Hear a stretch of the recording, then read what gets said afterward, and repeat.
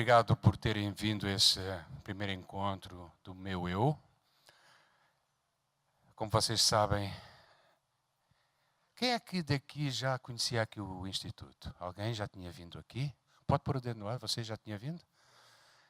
Por qual o motivo que você veio? Visita apenas, não é? O resto é a primeira vez, ensino médio aqui, pessoal, primeira vez? Então esse é o primeiro contacto que vocês vão ter com a realidade do que é uma universidade. E como o ensino médio está diretamente ligado ao futuro de vocês que vai passar ou por esta universidade ou por outras, ou por este instituto ou por outro. Mas vamos tentar saber quem veio daqui. Ora bem, o meu caro amigo é professor? Não sou. Eu sou pai. Eu trouxe porque eu achei interessante. Nós vimos na internet e achei interessante para ele já pensar em qual profissão seguir. Que ele está muito na dúvida, né? Está no primeiro ano do ensino médio e está na dúvida. Então, de repente, vindo aqui, ele já tem um caminho, já decide. E a mãe, o que é que ela pensa? Eu penso que ele tem que ter experiências novas, né? Conhecer, ter um conhecimento melhor para ele chegar no que ele quer, né? É física que você gosta ou é outra disciplina? Eu gosto de todas. Eu não tenho certeza o que eu quero. Vêm de Porto Ferreira. Porto Ferreira. Agora vamos aqui. Aqui é esta jovem. Fica de pé, que é para eu... Me dói as costas. De onde é que tu vem, minha querida? Eu venho daqui de São Carlos mesmo. Qual é a escola? Maria Ramos. E qual é o teu interesse? Engenharia Civil. Apaixonada pela engenharia civil, é isso? A base assim que eu olhei, sim, né? Vamos ver quando eu entrar. Obrigado por ter vindo. Você vem de onde? Eu sou daqui mesmo. São Carlos? Aham. E da educativa. E eu gosto mais de exatas e de ciências, basicamente. Apaixonado pelas exatas? É. Sim. Valeu, bem-vindo. Vamos aqui mais para o meio aqui. Vamos aqui. Opa, pode levantar, por favor? Você é pai de algum aluno que está aqui? Não, na verdade eu estou aqui mais para conhecer esse esquema que vocês estão fazendo, que eu sou da FATEC de Jaú. Olheiro. Olheiro, exatamente.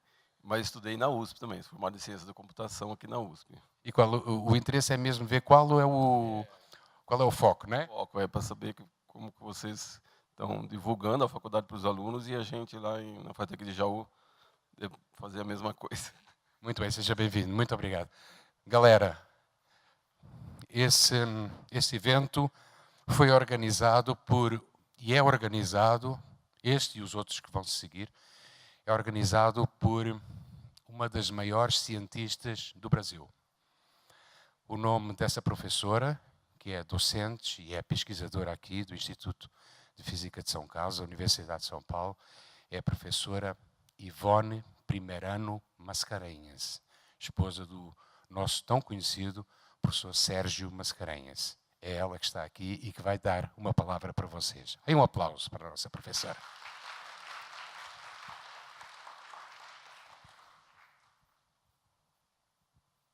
Boa tarde a todos.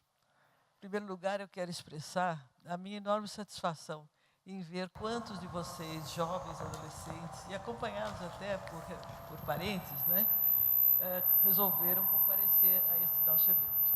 Na realidade, serão 6 palestras, 6 reuniões. A gente não quer falar de palestra, porque não é para ficar uma pessoa palestrando lá e os outros pacientemente escutando a palestra.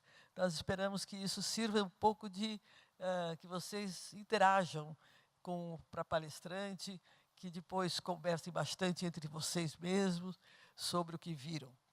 Então, eu, na realidade, organizei isso associando o nosso Instituto de Física de São Carlos, que é esse instituto onde nós estamos, e uma outra unidade muito menor, que é o Polo de São Carlos, do Instituto de Estudos Avançados da USP. A sede do Instituto de Estudos Avançados fica no campus de São Paulo, e nós temos aqui um pequeno espaço onde temos certas atividades. Como lá é pequeno, naturalmente a gente não pode esperar receber muitos alunos e tudo. Temos lá uma pequena sala, não dá para fazer isso.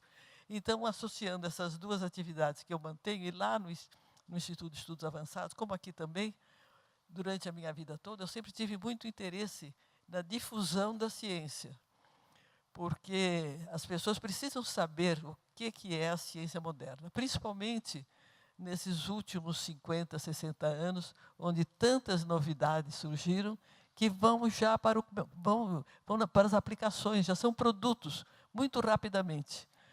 Antigamente, para uma coisa virar produto, levava muito tempo até desenvolver o produto, né? Mas, por exemplo, o Thomas Edison levou muito tempo para poder fabricar uma lâmpada, né? E isso daí demorou tempo. Mas o laser, por exemplo, acabou de ser inventado e todo mundo já tinha laser usando para várias coisas. Então, o progresso hoje em dia, levar para a comunidade as descobertas é muito rápido. Então, nós selecionamos vários professores, quer dizer, selecionamos não, nós conseguimos a adesão de vários professores que são muito ocupados, inclusive o professor Luiz Antônio, que está aqui, né, que concordou em fazer cada um uma palestra, de uma maneira voluntária, com a colaboração pelo programa. O professor Luiz Antônio, ele é formado em Física pela Universidade Federal do Pará. E veja bem em que lugar que ele veio parar, né? Longe um bocado da terra natal dele. A terra natal é a mesma, o Brasil, mas o estado é bem distante. Vindo para o Brasil, para o estado de São Paulo, ele veio para aqui, para São Carlos, e se doutorou em Física. Ele é especialista em espectroscopia e aplicações de óptica e muitas coisas diferentes que ele talvez até mencione ligeiramente durante a palestra dele. Por outro lado, ele fez, depois de se doutorar aqui, ele fez um pós-doutorado nos Estados Unidos, nos laboratórios da Bell. O Graham Bell, muitos de vocês talvez tenham ouvido falar, inventou o quê? Quem sabe o que o Graham Bell inventou? Isso, inventou o telefone, está vendo como ela é bem informada? E foi fácil inventar o telefone? Não, foi muito difícil. Mas ele criou uma grande companhia, a partir de descobertas, né, que se transformaram numa grande indústria que tem grandes laboratórios de pesquisa até hoje. Então, o Luiz Antônio foi para lá em busca de se aperfeiçoar na área de física, de espectroscopias e coisas desse tipo. Voltou para o Brasil e, em 1989, fez um concurso e virou professor docente do IFSC. Na sua atividade aqui, ele tem participado não apenas de atividades da graduação, mas da pós-graduação. Então, obteve vários doutores se formaram com ele, mestres. Então, ele está deixando um legado de pesquisadores espalhados aí pelo Brasil também. E o interesse dele também sempre foi na educação e na divulgação científica.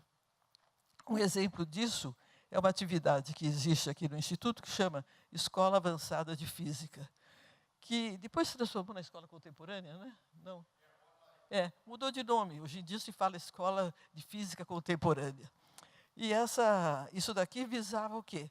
Visava pegar os bons alunos que queriam competir nas Olimpíadas de Física, que são uma competição nacional e que leva os melhores candidatos, os melhores alunos, muitas vezes para carreiras até no exterior, né?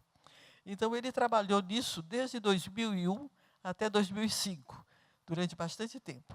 E, atualmente, para fazer ainda esse tipo de atividade, de levar para a comunidade, principalmente os jovens, conhecimentos de ciências, ele tem um canal no YouTube que chama-se Off Ciência, que é feito em colaboração com o pessoal aqui do grupo de ótica, que tem um estúdio razoável para fazer as gravações.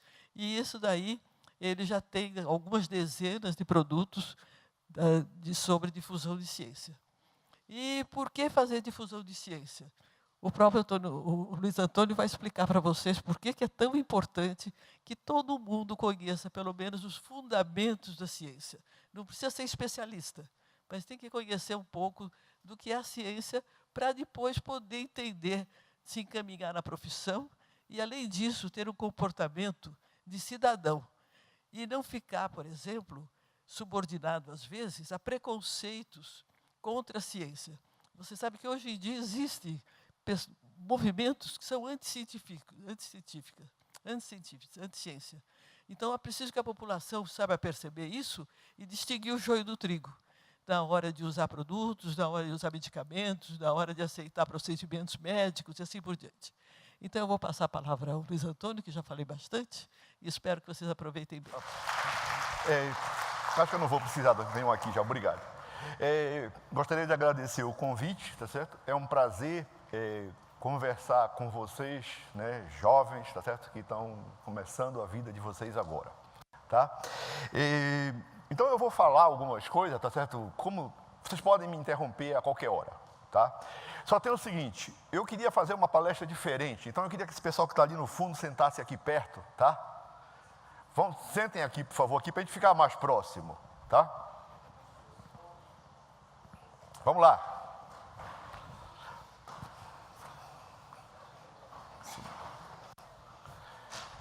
Então é o seguinte, a qualquer hora, tá certo? Vocês podem me interromper, podem me perguntar o que vocês quiserem, tá certo? Então, vamos lá. Então, eu vim do Pará, tá certo? Em 1981, tá? O professor Milton Ferreira de Souza, ele saía viajando por aí, e aí eu acabei conversando com ele na UFPA, quando eu tinha me formado, e vim para cá. E fiz mestrado, doutorado, tá certo? Tive muitas dificuldades, tá certo? Né? Minha casa era 3.000 quilômetros longe daqui, tá certo? E tinha que ir e voltar de ônibus, então era 3 dias de ônibus, tá certo? Né? Mas mesmo assim eu me encontrei aqui, tá certo? Porque eu gosto dessas coisas, né? Então eu gosto de fazer pesquisa, eu gosto de estar na universidade, eu gosto de estar com gente jovem, isso para mim é uma coisa importante, tá? E depois eu fui fazer pós-doutorado nos Estados Unidos e voltei. Hoje, tá certo? A minha área de pesquisa é desenvolvimento de novos materiais para lasers, tá certo? Termômetros, tá certo? Eu estou trabalhando ultimamente no desenvolvimento de alguns termômetros que é para medir temperatura de uma célula, tá certo? Então é um nanotermômetro, é um termômetro que tem um tamanho de 50 nanômetros. Ele entra dentro da célula, tá certo? E aí você consegue medir a temperatura da célula, tá certo? Depois eu posso detalhar mais algumas coisas para vocês, por que isso é tão importante, principalmente em medicina. Então é o seguinte, né? Eu acho que não é muito claro para a gente, para mim também não era quando eu era estudante, né? Porque você aprende física, né? Porque aprende matemática. Então, são poucos professores que deixam realmente isso claro. E, por exemplo, na minha época, eu estudava porque eu tinha que estudar, mas eu não sentia prazer de estudar, porque eu não entendia para que servia. Só depois, tá certo, que eu comecei a entender para que servia, aí eu comecei a ter prazer de estudar, prazer de descobrir as coisas e achar que aquelas coisas eram legais, que aqueles caras que tinham descoberto, né, eram os caras muito importantes, tá? Então eu acho que é muito importante você ter consciência disso, tá certo? Você ter prazer e achar legal toda geração de conhecimento. Isso não quer dizer que você vai fazer química, matemática, qualquer coisa. Você tem que ter prazer por isso, você tem que valorizar esse tipo de coisa, tá certo? Né? Então, eu acho que é uma coisa importante, eu vou falar de algumas coisas que vão tentar deixar isso claro. Por que você estuda coisas na escola, por que essas coisas são importantes, né? E a primeira coisa, né, porque você estuda física, química, matemática, é para você entrar numa boa universidade. Tá certo? Se você não estudar isso, você não entra numa boa universidade. Você entrar numa boa universidade é uma coisa extremamente importante. Tá? Você vê todo mundo lá, o cara fala, tal fulano descobriu não sei o que, estudou na Universidade de Harvard. Não estudou na Universidade de Princeton, estudou na Universidade de não sei aonde, só universidade grande. Então essas coisas têm pedigree, tá certo? Então você tem que se preparar, tá certo, para entrar numa boa universidade. Tá certo? Isso é uma coisa que você tem que ter como meta. E para isso você vai precisar estudar, tá certo? Agora você só vai estudar realmente se você tiver prazer de fazer as coisas. A outra coisa que você tem que estudar também é para que futuramente você pague imposto de renda, tá certo? Né? Pagar imposto de renda é uma coisa muito boa, tá certo? Porque significa que você tem um emprego, que você está ganhando dinheiro. O problema é como é usado esse dinheiro. Tá certo? Mas a pior coisa é você não pagar imposto de renda, tá? E ultimamente eu estou muito interessado que vocês paguem imposto de renda, tá certo? Porque eu estou perto de me aposentar. Se vocês não pagarem imposto de renda, esse negócio fecha, tudo acaba, né? E o sistema não continua, Tá certo? Então é muito importante esse tipo de coisa, tá certo? Que vocês paguem imposto de renda. É lógico que de vez em quando você pode até dar uma passeadinha num lugar desse, né? Você pode ter sucesso, ganhar dinheiro, aí você vai lá, passa uns 15 dias, volta e trabalha o ano todo, tá certo? Tá? Mas uma coisa, tá? Que eu, tá certo? Estou muito preocupado, é esse negócio. Eu quero que vocês tenham sucesso. Isso para mim é uma coisa importante. Por quê? Ah, porque eu gosto de vocês? Não, eu estou conhecendo vocês agora. Mas eu quero que vocês paguem imposto de renda, porque se vocês não pagarem imposto de renda, não tem aposentadoria. Tá certo? Então, é extremamente importante que vocês tenham sucesso. Tá? E depois vocês vão se sentir felizes, tá certo? Aí, o dia da declaração é horrível, mas depois você está feliz de novo, você começa a ganhar dinheiro de novo, tá? Uma outra coisa, tá certo? Que tem que ficar muito claro, tá certo? É que você pode, tá certo? Então você pode fazer as coisas, basta que você se dedique, tá? Se você não quiser acreditar em mim, você pode acreditar nesse cara. Esse cara falou isso, tá certo? E ele ficou muito famoso nos Estados Unidos com os jovens. Porque você pode, você vai lá, se dedica, você estuda, faz um não sei o quê, acabou-se. Todo mundo tem dificuldade. Tá certo? Todo mundo tem dificuldade. Agora, se você sentar a bunda na cadeira, você vai lá e aprende e faz qualquer coisa. Eu não tenho nenhum interesse em seduzir vocês para fazer isso ou aquilo, ou aquilo, ou aquilo outro. Você pode fazer química, biologia, você pode fazer o que você quiser. Eu quero é que vocês paguem imposto. Se vocês pagarem imposto, para mim tá bom. Tá certo? Tá? Então é o seguinte, tá? Eu vou falar de algumas aplicações tecnológicas, tá certo? Que estão relacionadas com coisa que você aprende. Aí eu coloquei nas escolas, tá certo? Porque você vai aprender essas coisas muitas vezes na sua escola e também você vai aprender na universidade quando você entrar, que são coisas muito, muito mais sofisticadas, tá certo? Mas, se você for ver, todas as coisas você aprende na escola, tá certo? Na universidade você dá só uma burilada e você troca de formalismo. Aquelas coisas básicas são para sempre. Então, é muito importante, tá certo? Que você se dedique agora, que você tenha realmente sucesso, tá? Então, a primeira coisa que eu vou falar sobre lei da inércia, tá? A inércia é o seguinte, né? O pessoal antigamente, os filósofos, eles pensavam que para você ter um corpo, manter esse corpo em movimento, você precisava aplicar uma força. Tá? Não, se você não tem atrito, você empurrou um corpo, nunca mais ele vai parar. Num espaço ele vai embora, tá certo? Né? E os filósofos não, pensavam o seguinte, não, mesmo que eu não tenha nenhuma força de perda, eu tenho que ter uma força para manter o movimento. O Galileu começou a pensar nisso e disse, não, peraí, isso não é verdade, tá certo? Né? Na ausência de uma força, um objeto continua a mover-se com movimento retilíneo com velocidade constante, né? O Galileu foi um cara muito importante, porque ele tinha as ideias, pensava sobre o problema e ia para o laboratório testar aquilo. Os filósofos não, eles tinham os méritos deles, mas eles ficavam conversando só.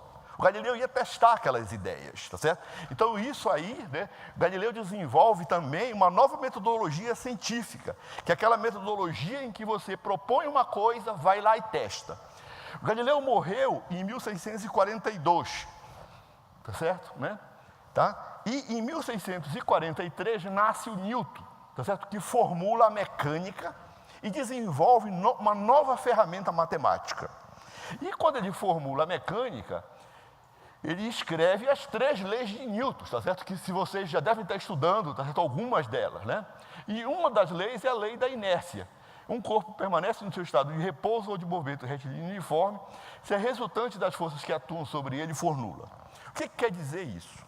Quer dizer o seguinte, se você está num ônibus parado, você quer ficar parado. Se o ônibus arranca, o que acontece? Você vem para trás.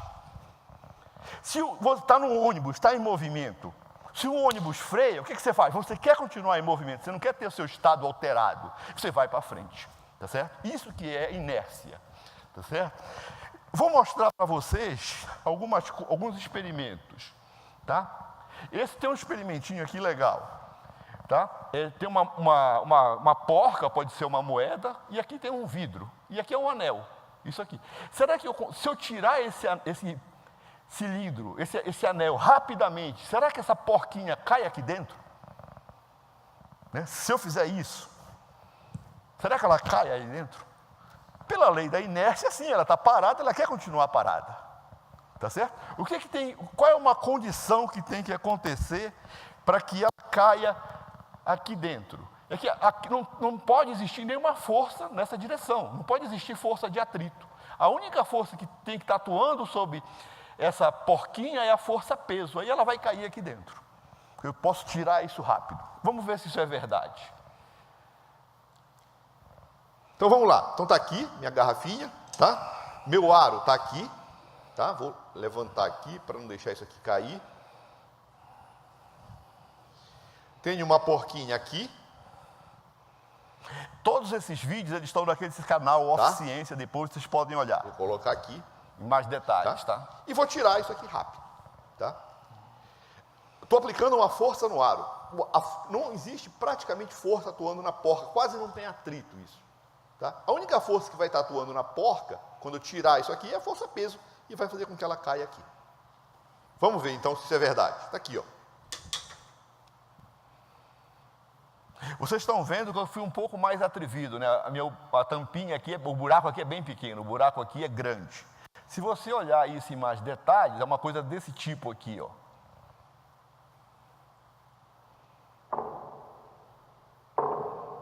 Tá? Então ela quer ficar parada. Só tem que aí tem a força peso que faz ela cair ali dentro, tá? Vamos ver um outro experimento que está relacionado com a inércia também, tá? Que é esse aqui de um ovo. E 2 ovos. Vamos fazer uma experiência com ele, tá? Eu vou pegar primeiro esse cara aqui, vou colocar ele para girar aqui. Isso aqui é só uma placa de vidro, porque essa mesa é muito rugosa, tá? Mas não precisa, tá? Se a mesa for lisinha, não precisa. Então está aqui um dos ovos, tá? Eu vou girar aqui, ó. E vou segurar. Então, aí, parou de girar, tá? Vou fazer de novo. Vou girar. Ele vou para parar. de girar, ó. Parou de girar. Vou girar de novo. Vou segurar, ele para de girar. Tá certo? Tá, esse aí é um dos ovos. Agora eu vou pegar o outro ovo, tá? Esse aqui, ó. Tá? Vou girar. Opa, girei. Vou segurar ele. E ele continua girando. Vou girar de novo. Vou segurar. E ele continua girando. Tá certo? Então, esse aqui é o ovo da galinha caipira. Tá certo? O outro é da galinha de granja. Será que é verdade isso? Não sei. Né? Não pode ser, né? Esses ovos são iguais, eu comprei da mesma caixa. Tirei dos dois da mesma caixa. Mas um, quando eu coloco o dedo, ele para. E o outro, eu coloco e depois ele continua girando. O primeiro ovo, ele estava cozido. Então, todo ele está solidário, a casca. E o segundo, não. Eu segurava a casca, mas dentro dele, ele continua girando. Tá certo? Lei da inércia. Quando eu tiro, ele gira. Tá certo? Então, isso aí já dá para vocês ganharem uma aposta em algum churrasco. Tá certo? Só levar 2 ovos, um cozido, outro não. Tá? Agora, será que isso serve, né, para alguma coisa, né? Será que esse negócio é uma coisa importante? Será que você consegue gerar riqueza com isso, dinheiro, conhecimento, com esse negócio de princípio da inércia, né? Tá? Vocês já viram falar de armazenamento de energia mecânica? Provavelmente esse nome não. E esse aqui, CARES. Já ouviram falar nisso ou não? Não? Isso aí tinha nos carros de Fórmula 1, tá? Que é um sistema que ele armazena a energia cinética, tá certo? Do carro. Já vou deixar mais claro para vocês o que é. Então é o seguinte, tem dois modelos desse CARES, tá? Tem um modelo que era um modelo totalmente mecânico. Aqui tinha um motor e aqui tinha um volante grandão e pesado. Na hora que o piloto pisa no freio, esse volante trava nesse eixo, tá certo? E esse volante começa a girar, tá certo? Começa a girar. Quando o piloto tira o pé do freio, destrava, o volante continua girando e o motor vai parando. Quando o piloto quer fazer uma ultrapassagem, o que ele faz? Ele trava de novo o volante no motor. Aquele volante que está girando transfere potência, transfere energia para o motor, e o carro sai com uma velocidade grande. Então, o que o cara vinha? O cara vinha, encostava aqui, tá certo? E passava. Isso funcionou por algum tempo, tá certo? Só tem que depois eles evoluíram esse sistema, tá? Isso aí, tá certo? Tem uns projetos também que você utiliza em bicicleta, certo? Aqui em São Carlos seria ótimo ter essas bicicletas com esses KERS. Descida, você armazena a energia cinética no volante que está girando ali. Na subida, você engata ele e você sobe um pedaço, tá certo? Tá? Aí, só tem que esse sistema sofreu uma evolução, tá? E ele foi utilizado nos carros de corrida de Fórmula 1 até ano passado que se usava isso, tá? O que é? Aqui na roda você tem um gerador, tá certo? Né? Quando você freia, esse gerador, ele é ligado à roda, ele trava na roda, e aí ele gira, carrega uma bateria, tá certo? E essa bateria fica cheia de energia elétrica. Na hora que o cara quer ultrapassar, o que ele faz? Ele liga essa bateria, tá certo? De novo, nesse mesmo motor, que era um gerador e agora vira um motor, tá certo? E aí ele faz a ultrapassagem, tá certo? Então era isso que você estava recuperando energia, tá certo? E isso aí foi muito usado, foi aperfeiçoado. Agora, eles até tiraram isso, porque ficou tão bom, que não precisa mais de aperfeiçoamento. E aí a Fórmula 1 tira, isso aí já vai entrar para carros comerciais, e aí eles colocam uma nova barreira para o pessoal trabalhar no desenvolvimento. Então, o que é? Desde você pisar no freio e você perder aquela energia, não, você transforma ela em energia mecânica ou em energia elétrica e utiliza aquilo para fazer uma ultrapassagem, tá certo? Tem um sistema comercial já da Scania, isso aqui é um caminhão híbrido, que ele tem um motor elétrico e um motor a combustível a gasolina. Isso aqui é o KERS dele. Tá? Então isso aí você já está negociando, já entra no mercado. Tá certo? Mas o que é? É uma coisa que está girando, que quer permanecer girando, e você pega essa energia e guarda essa energia. Tá certo? Tá? Como é que funciona um motor? Como é que funciona um gerador? Tá certo?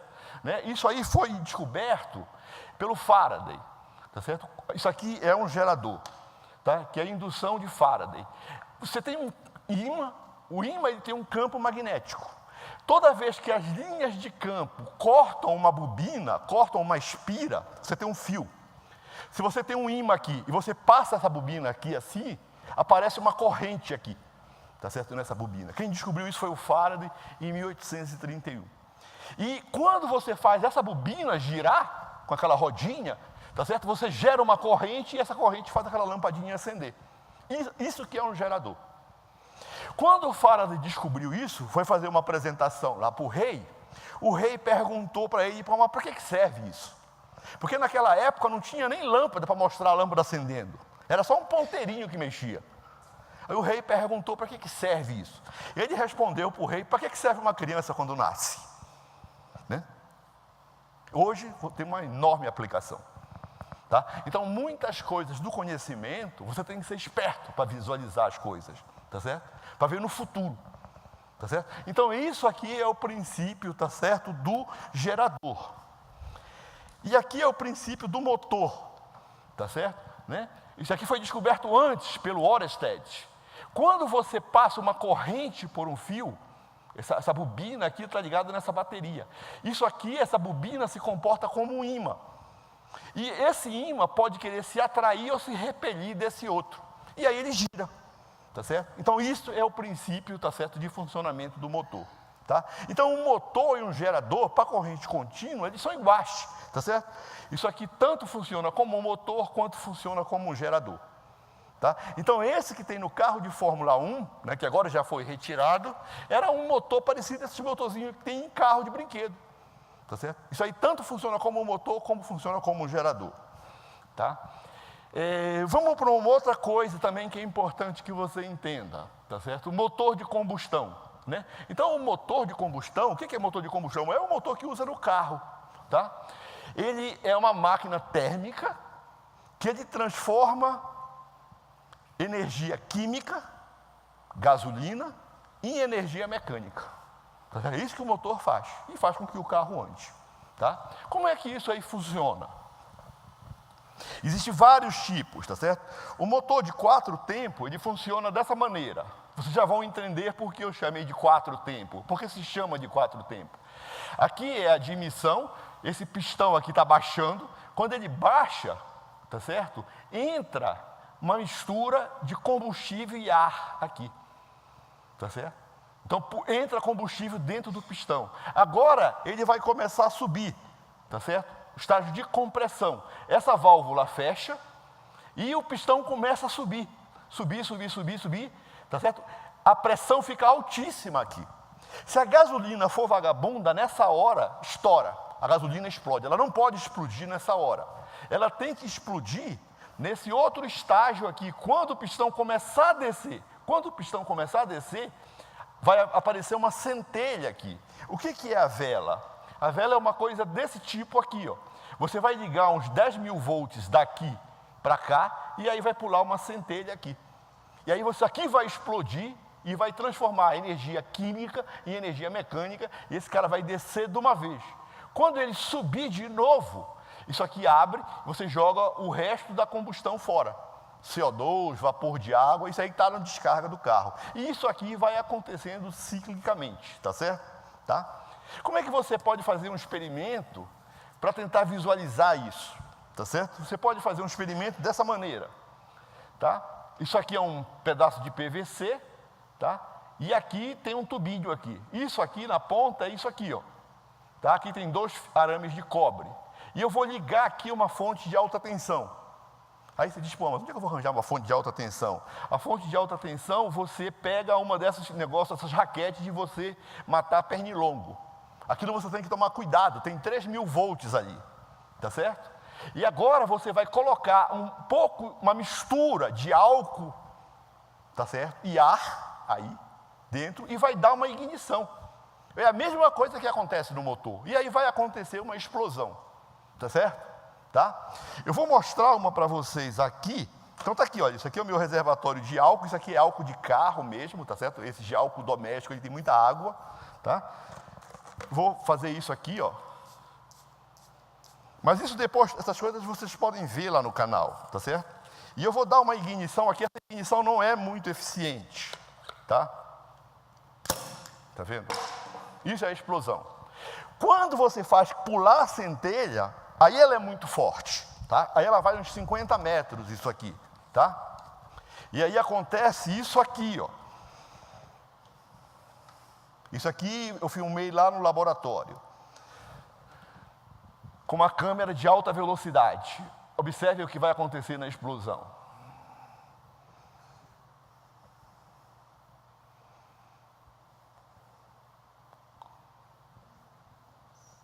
Tá vendo? E é por isso que você tira muita potência, por isso que o motor tem muita potência, tá? Quando acontece a explosão. Adianta você colocar muito álcool? Não, não adianta colocar. Existe uma relação correta entre álcool, tá certo? E ar, oxigênio. A maioria dos carros, eles são desenhados para funcionar com uma mistura de 14,7 partes de ar para uma de gasolina.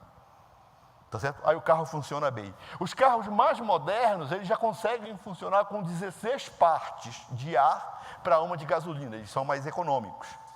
E quando você quer um carro com um motor com muita potência, você pode vir até por aqui, até uns 13 partes de ar por uma de combustível. Então não adianta você colocar muito combustível. Por quê? Porque você não tem oxigênio para fazer a reação. Então tem que ter uma mistura correta. Tá certo? Tá? Então é assim que funciona um motor a explosão, tá certo? Vamos ver uma outra coisa aqui, uma coisa que é transformação adiabática. A transformação adiabática, tá certo? É uma transformação que ela acontece tão rápido que o sistema não consegue ele não consegue absorver energia nem perder energia para o sistema externo, tá? Então se você tem um gás e você faz ele expandir rapidamente, tá certo? Para ele expandir, ele precisa pegar energia. Só tem que ele não, é tão rápido que ele não consegue tirar energia do meio externo, ele tira dele mesmo. Tá certo? É isso que é uma expansão adiabática, tá certo? Então vamos ver o que acontece Vamos ver se vocês já viram isso, tá certo? Né? Tem a compressão adiabática, o trabalho realizado sobre o sistema provoca um aumento de sua energia interna e, consequentemente, aumento da temperatura. Compressão adiabática, alguém já viu isso?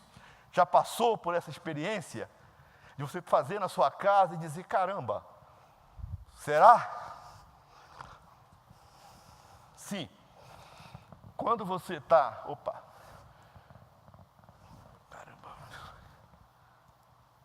Quando você está enchendo o pneu da sua bicicleta, acontece isso.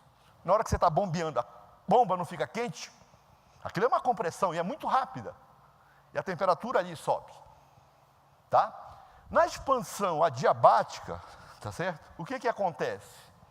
Na expansão adiabática, o sistema quer expandir, como eu falei para vocês, e ele tira energia dele mesmo. Se ele tira a energia dele mesmo para ocupar um volume grandão, o que vai acontecer com ele? Ele esfria. Ele esfria. Será que isso tem aplicação tecnológica? Será que as pessoas usam isso para alguma coisa? Tá certo? Né? Se você pegar um spray e apertar por um determinado tempo, você vai ver que essa pontinha dele aqui, tá? Essa pontinha dele aqui esfria. Temperatura baixa dela. Será que esse negócio, tá certo, que muitos de vocês talvez ainda não tenham estudado, mas vão estudar, será que isso aí serve para alguma coisa? Será que a gente usa isso? Será que alguém usa isso para ganhar dinheiro? Provavelmente, mas aonde? Né? Vou mostrar para vocês um experimento aqui. Então eu vou pegar uma garrafa dessas de refrigerante e vou aumentar a pressão dentro dela com uma bomba de bicicleta. Tá certo? Vamos ver se esse negócio que eu falei é verdade. Se eu aumento a pressão da garrafa, a temperatura tem que subir. Tá? Vamos ver se isso é verdade. Ó, aqui, ó. Ó, 27. Ó, tá subindo. Tá? Coisa que você aprende no colégio e aqui você consegue ver rapidamente. Ó, 35 agora, é o seguinte, graus. Se eu abrir isso de uma vez, esse gás aqui vai sair todo. Muito rápido. Tá? E aí ele vai tirar a energia dele mesmo. Tá? E essa garrafa vai esfriar. Olha a temperatura lá, 31. Ó, 28, 24, 21, 20. Tá vendo? Está esfriando. Se eu aumentar... Tá certo? Será que usa isso? Ou será que o professor de vocês passa esse negócio só para sacanear vocês? Né? Será que... Hein? Só para passar no vestibular. Não, não é só para passar no vestibular. É pior, tá certo? Se não usa. Né? Tá certo? Mas essas coisas se usam. Tá certo? O que você precisa é começar a pensar nisso. Tá certo? Geladeira. O que acontece na geladeira? Você tem um gás aqui, você tem um compressor. Todo mundo já viu falar que geladeira tem compressor. Ela comprime esse gás. Quando comprime, o que acontece com a temperatura? Sobe. Tem aquela serpentina atrás da geladeira que ela fica quente pra caramba. De vez em quando você coloca meia lá para secar. Esse gás, quando ele vem aqui, ele passa por um buraquinho e ele sofre uma expansão. Rapidamente. Tá certo? Ele expande e aí aqui ele gela. Tá certo? Aqui ele gela, aqui no congelador, retira calor e joga de novo aqui. Tá certo? É isso. É a mesma coisa da garrafa, concordam? É a mesma coisa. Será que tem outra aplicação para isso? Isso aqui provavelmente vocês não devem ter visto. Isso aí é um negócio que usa em hospital quando você tem verruga no rosto, tá? Aqui é um gás, tá certo? E você aperta aqui, esse gás sai rapidamente aqui, essa pontinha gela. E aí o que você faz é encostá-la na verruga do sujeito, ela fica congelada e depois cai. Tá certo? Ah, isso é uma coisa que eu não consigo ter acesso, não sei o quê, não sei o quê. Será que você compra isso em farmácia? Já viram propaganda? Tem, né? Tem um negócio que vende na farmácia, tá certo? Que é também para eliminar a verruga, que é isso aqui, ó. Tá? Então aqui tem um gás e aqui tem o cotonete. Você aperta aqui, o gás expande rapidamente, a ponta do cotonete vai para menos 120 graus. Menos 120. Aí você vai lá e encosta. Tá certo? Então observem que essas coisas, todas elas têm aplicações. Tá certo? Tá? E é isso que você precisa descobrir para poder você achar legal estudar. Tá? E isso não é só em física, é em todas as áreas, física, química, matemática, todas as coisas, tá certo? Tá? Deixa eu falar um pouco para vocês sobre eletricidade. Tá? Então, a primeira pessoa que se tem notícia que observou fenômenos elétricos foi o Tales de Mileto, né? O Tales de Mileto, ele atritava uma resina que chamava de âmbar, e essa resina ganhava a propriedade de atrair corpos leves. Tá? Isso aí foi descoberto 600 anos antes de Cristo. Como esse negócio não tinha nenhuma aplicação na época, isso aí ficou esquecido. Né? Isso aí só voltou à baila em torno de 1500, com um cara chamado William Gilbert. Tá? Esse cara era médico da coroa inglesa, tá? Né? E ele começou a repetir esses experimentos que o Tales de Mileto tinha feito para tentar entender isso. Tá certo? Né? E esse cara era um médico muito famoso, ele participou, né, ele redigiu a farmacopeia inglesa da época. Farmacopeia é a relação dos remédios, as suas curas e seus efeitos colaterais. E ele era médico da rainha lá, tá certo? Do reinado lá. Provavelmente os caras não deviam ficar muito doentes, ele começou a ter muito tempo e ele começou a repetir esses experimentos. Aí ele repetiu vários experimentos de eletricidade, mas quem te paga, isso é uma coisa que vocês têm que estar aprendendo, têm que aprender. Quem te paga quer ter lucro. Tá? Então ele tinha que fazer alguma coisa que fosse muito importante para a coroa inglesa. Naquele tempo, a coroa inglesa começava a dominar os mares. Se ela começava a dominar os mares, ela precisava de bússola para se localizar.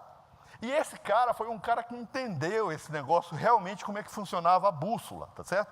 Ele foi uma pessoa, tá certo, que foi a primeira pessoa a propor que a Terra se comportava como um grande imã. E por isso as bússolas se orientavam com relação à Terra. E por isso você podia usar a bússola para ir de um lugar para o outro. Tá? Né? Então tem um campo magnético associado e quem propôs foi esse cara, essa ideia. Ele fez até uma terra assim, colocou um ímã lá dentro, tá certo? E aí mostrava que você podia sair de um ponto para ir para o outro sem se perder. Tá? O que acontece? Lá no meu canal tem vários experimentos desse aí, é bom que depois vocês olhem, né? Então se você pega esse canudo de refrigerante e atrita com papel, tá certo? Com papel higiênico, o canudo fica com carga negativa e o papel higiênico fica com carga positiva. É isso que acontece, tá? Vamos ver se isso aqui realmente é verdade. Aproximo o canudo, que eu não atritei, aqui nada acontece. Esse Agora, é o experimento que o Tales de Mileto fez. sistema vai ganhar uma propriedade. Por quê? Porque eu vou atritar ele com papel higiênico. E essa propriedade foi a que o Tales de Mileto observou no âmbar. Então, agora aqui, acontece isso aqui, ó. Esses corpinhos. Esse canudo ganhou a propriedade de atrair corpos leves. O que está realmente acontecendo aqui? Vamos entender isso. Então, é o seguinte. O meu papelzinho aqui, ele está neutro. O número de cargas positivas que ele tem é igual ao número de cargas negativas. Quando eu aproximo o canudo, que está com carga negativa, que foi eletrizado por atrito, o que vai acontecer? Vai existir uma separação de cargas. As cargas negativas do canudo vão repelir as cargas negativas do papel e essas cargas vão ficar o mais longe possível. O que vai acontecer é isso aqui. E o canudo vai atrair as cargas positivas do papel. Hoje nós sabemos que essa força ela é regida pela lei de Coulomb. E a lei de Coulomb nos fala que essa força depende do inverso do quadrado da distância. Quanto maior for a distância, menor vai ser a força. As cargas negativas se repelem do canudo, só tem que elas estão a uma distância muito maior do que o canudo. As cargas positivas são atraídas pelo canudo, elas estão numa distância menor. Então, essa força de atração vai ser maior do que a força de repulsão. E por isso... Tá? E é isso que acontece, por isso gruda. Na hora que gruda, os dois ficam em contato. Aí cargas migram do canudo para o papel. Os dois ficam com a mesma carga. O que acontece com o papel? Ele sai, voa. Carga de mesmo sinal se repelem. Você deve ter aprendido isso, né? Mas depois eu vou mostrar uma aplicação para vocês. Tá certo? Vamos um pouquinho mais para frente. Tá? Como é que você pode eletrizar um corpo? Uma maneira é atrito, né, com canudo. A outra maneira é por contato. E a outra maneira é por indução. Tá certo? Tá? O que é carregar um corpo por indução? É você pegar, por exemplo, um pedaço de papel aqui, tá certo? Pegar um canudo, atritar e aproximar esse canudo desse sisteminha aqui. O que vai acontecer? As cargas negativas desse papel, elas vão querer ficar o mais longe possível do canudo. É isso que vai acontecer. E as cargas positivas vão ficar mais perto, porque elas são atraídas. Esse corpo está carregado? Não. Houve apenas uma separação de cargas. Tá? Se eu encosto a mão agora, aqui no papel, o que vai acontecer? Essas cargas negativas, elas querem ficar o mais longe possível do canudo. Elas vão para a minha mão e vão para a terra. Elas vão embora, elas querem ficar o mais longe possível. Quando eu tiro a mão, tá certo? Né? Esse sisteminha fica com carga positiva. Isso que é carregar por indução. Tá certo? Vamos ver se a gente consegue observar isso num experimento, coisa que vocês podem futuramente fazer na escola. Isso é verdade. Então, eu tenho o meu canudo, vou atritar o canudo, vou eletrizar o meu canudo por atrito e vou aproximar ele aqui por trás. Eu estou induzindo uma separação de cargas. O canudo tem carga negativa. As cargas negativas desse sistema vêm aqui para frente, elas vão ficar aqui e na fitinha. Por isso a fitinha se repele. Se eu afasto o canudo, o sistema, as cargas se redistribuem, ele volta à posição inicial. Se eu aproximo, eu induzo de novo uma separação de cargas. Notem, esse sistema não está eletrizado. O que eu vou fazer agora para que esse sistema fique eletrizado? Eu vou encostar a mão nele. Encostei a mão, tiro a mão. Tá certo? A carga negativa for para a terra. E aí agora, esse sistema está eletrizado. E ele está com carga positiva. Como é que eu posso confirmar isso? Eu sei que o canudo tem carga negativa. Se eu aproximo o canudo do papel, ele atrai. Então, realmente, esse cara está com carga diferente desse sinal. Está com carga positiva, isso aqui está com carga negativa. Eu vou pegar um pedaço de vidro. Vidro, quando eu atrito com papel, eu sei que o vidro fica positivo. Então, vamos ver aqui, realmente existe uma repulsão. Como é que eu posso neutralizar esse sistema? Ligando à Terra. Eu sou Terra. Eu sou muito grande, a minha massa é enorme, comparado com a massa desse sistema. Então, o que vai acontecer? Esse sistema está com carga positiva. As cargas positivas, elas têm uma certa dificuldade para se locomoverem, porque elas têm uma massa 2.000 vezes maior do que a massa do elétron. Então, quando eu coloco a mão, não são as cargas positivas que vão sair do papel, são cargas negativas que vão da minha mão para neutralizar essas cargas positivas. Vamos ver? É verdade. Tá. Então, pessoal, ligar a Terra, o que é a Terra? A Terra é um corpo grandão, maior que nós temos, tá certo? Que você pode tirar e colocar a carga dele e o potencial dele não muda. Você não consegue medir essa mudança. Por quê? Porque ele é muito grande. Eu, comparado com aquele papelzinho ali, me comporto como a Terra. Podem sair elétrons do meu corpo para ir para lá e ninguém consegue medir isso. Posso ir em qualquer laboratório, o cara não consegue medir, porque eu sou muito grande. Quando eu quero ligar uma coisa muito, muito grande, aí eu tenho que ligar na Terra mesmo, é por isso que se faz essa ligação à Terra. Tá certo? Vocês já devem ter visto isso aqui, Né? Então, o chuveiro, tá? Você tem fase, que passa por um disjuntor, e você tem o nêutron, que vem aqui, e você tem o fio terra. Esse fio terra, tá certo? Ele vai e ele está conectado à Terra. Tá certo? Por quê? Aonde é que está conectado esse fio terra no chuveiro? O que a Terra faz? Qualquer quantidade de carga vai ou sai dela e o potencial dela não altera. Qual é o lugar do chuveiro que você tem que proteger para você não ter uma diferença de potencial, não pegar um choque? É na carcaça do chuveiro, onde você pode colocar a mão. Então, esse fio verde, ele está justamente ligado aqui, nessa carcaça do chuveiro. Tá certo? E o potencial sempre vai ser muito baixo aí, próximo de zero. E é por isso que você liga o chuveiro à terra. Tá certo? Será que esse negócio de eletricidade, de eletrostática, serve para mais alguma coisa? Quem já tirou cópia xerox de nota de aula lá? Aqui. Todo mundo, né? E vocês sabem como é que funciona uma máquina xerox? Qual você vai lá, tira a sua cópia e fica por isso mesmo. Será que o funcionamento da máquina xerox tem alguma coisa a ver com essas coisas que nós falamos? Né? Será que tem alguma coisa? Vamos ver, tá?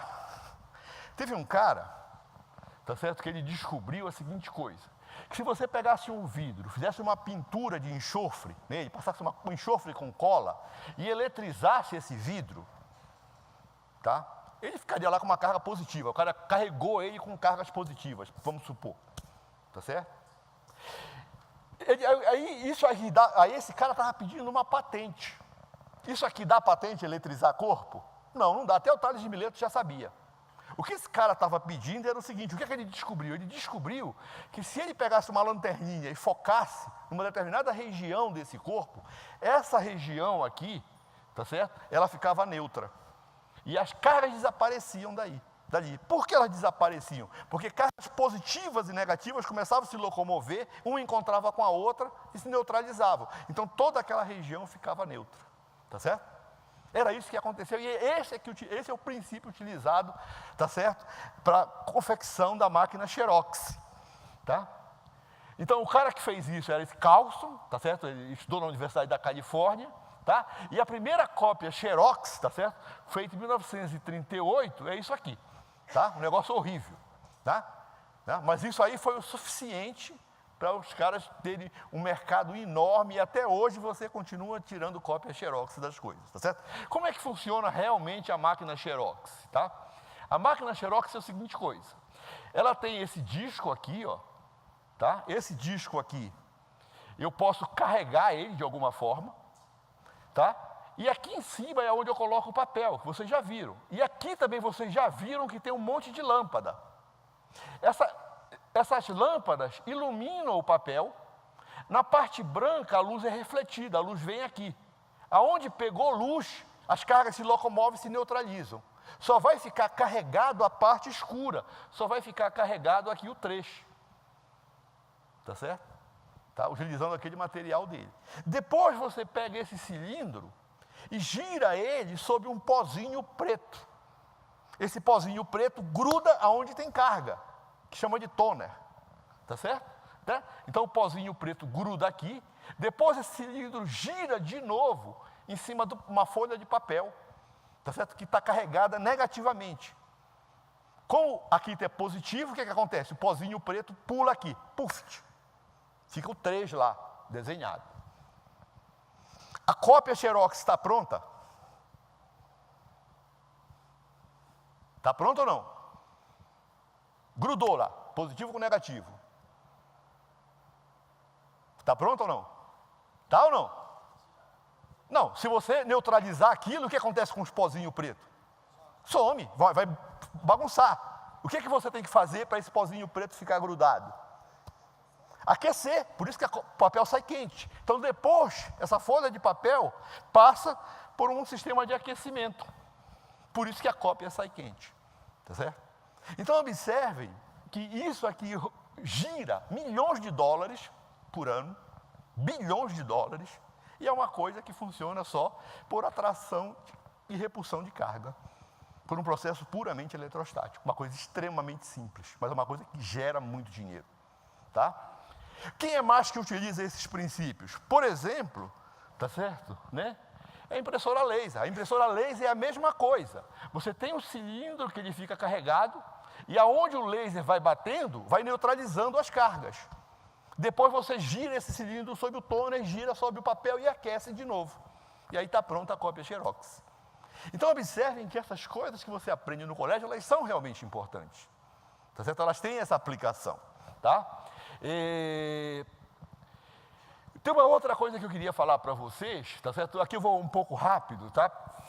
Que isso aí é uma coisa que vocês ainda não vão estudar no colégio. É uma coisa que chama efeito termoiônico. O Thomas Edison foi o cara que é considerado como o inventor da lâmpada incandescente, aquela lâmpada de filamento. Na verdade, não foi ele que inventou isso, tá certo? Mas o Thomas Edison, ele tinha uma empresa, que tinha um monte de gente que trabalhava para ele. Então, ele podia pegar qualquer ideia e fazer muito mais rápido que todo mundo, tá certo? Quem inventou realmente a lâmpada foi um cara chamado Swan, um inglês. Tanto é que o Thomas Edison, para vender na Europa, teve que fazer uma empresa com esse cara, porque senão ele não conseguia vender, tá? Mas é lógico que o Thomas Edison tem os seus méritos. Então ele desenvolveu uma lâmpada, tá certo? No começo ela queimava, depois ela parou de queimar. Quando ela parou de queimar, apareceu um outro problema na lâmpada. O filamento começava a evaporar o material e a lâmpada ficava escura. Vocês já devem ter visto isso. A lâmpada ficava escura. E aí ele tentou capturar, ele disse o seguinte, não, essa fuligem deve ter carga, tá certo? Essa fuligem deve ter carga. E aí ele fez a seguinte coisa, ele colocou um outro eletrodo aqui com uma bateria, aqui, ó. Então daqui para cá tinha uma diferença de potencial. Nessa situação em que aqui é positivo, aparecia uma corrente. Quando ele ligava esse fio do outro lado, não aparecia mais corrente. Então, quando aqui era positivo, aparecia uma corrente que migrava aqui, tá certo? Então, significava que esse filamento aquecido estava emitindo elétrons, porque aqui tinha carga positiva, saía carga negativa daqui para cá, tá? Na época, como ele estava tão interessado em fazer a lâmpada, ele deixou isso de lado. Ele não se preocupou com isso. Depois, aparece um outro cara, tá certo? Que é esse Lee Forest, que ele aproveita essa ideia. Se isso aqui está emitindo elétrons, esses elétrons estão saindo daqui para cá. Se ele colocar uma plaquinha, uma grade, uma tela aqui, e essa tela ficar muito negativa, esses elétrons não vão passar, concordam? Porque eles vão ser repelidos, esses elétrons vão ser repelidos por essa grade. Eles não vão passar. Então isso aqui é um dispositivo que você pode controlar a condução elétrica mexendo aqui no potencial dessa grade. Então, é um dispositivo que você controla eletricamente o fluxo de elétrons, tá certo? E isso aí que é a válvula eletrônica. Que isso, quando foi desenvolvido, tá certo, nessa época aí, 1906, começaram a aparecer rádio, um monte de coisa que não tinha naquela época, tá? Mas apareceu também, logo depois, né, o primeiro computador, tá? O primeiro computador, ele era a válvula, tá certo? Chamava ENIAC, tá? E esse computador foi desenvolvido em 1943. E era tudo isso aqui, ó. Tá? Esse computador, ele tinha quase 18 mil válvulas, tá? E ele conseguia fazer 5 mil operações por segundo. Se você pegar esse processador que esse computador ENIAC usava, comparado com o celular de vocês, isso aqui é zero. Isso não faz nada. O celular de vocês é muito, muito mais poderoso que isso, tá certo? Mas na época, isso era o tchan, tá certo? Né? Então, na época, tá certo? Esse ENIAC, ele sofreu várias evoluções, mas tinha uma coisa que era importante. Ele foi desenvolvido, tá certo, na Universidade da Pensilvânia. A Universidade da Pensilvânia trabalhava para o Exército, Departamento de Matemática. E eles faziam um cálculo balístico. Então, tinha umas moças que trabalhavam fazendo cálculo balístico, elas eram especialistas em fazer aquilo. Um cálculo que elas levavam 12 horas para fazer, esse computadorzinho porcaria fazia em 30 segundos. Tá certo? Né? Então, era um negócio que as pessoas ficaram muito preocupadas. Até, isso aí vai tirar o emprego de todo mundo. Então, teve pessoas que ficaram muito preocupadas. E era um negócio extremamente simples. Tá certo? Qual era o problema que ele tinha? O problema que ele tinha é que ele consumia muita energia. Tá certo? Né? Por quê? Porque as válvulas precisam de um aquecimento. Então, dava muito problema isso. Era impossível você fazer corrida espacial com um computador desse tipo. Tá certo? Depois foi inventado o transistor, tá certo? O transistor, ele foi inventado em 1947, por esses três caras aqui.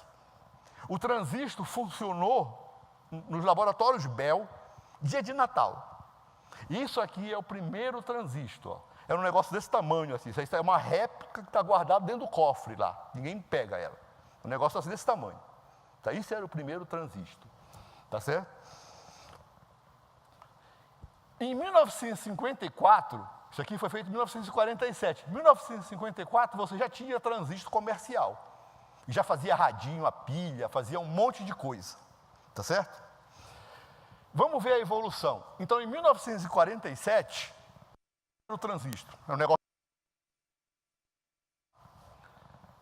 1954, menor que um selo. Aqui tem o desenvolvimento dos microprocessadores. Esse microprocessador aqui, o Intel 4004, ele foi desenvolvido em 1971. E ele já tinha 2.300 negócios desse tipo dentro dele. Tá? Então, observe quantos caras conseguiram integrar isso, quanto eles conseguiram diminuir o tamanho. Hoje, um processador, tá certo, tem da ordem de 5 a 10 bilhões de coisas daquela lá de 1947. O seu celular, ele tem 5 bilhões de transistores. Tá certo? Então, imagine que depois que o negócio é descoberto, tem um monte de gente de engenharia que vai trabalhar para fazer essas coisas darem certo, para transformar isso realmente num produto. Tá?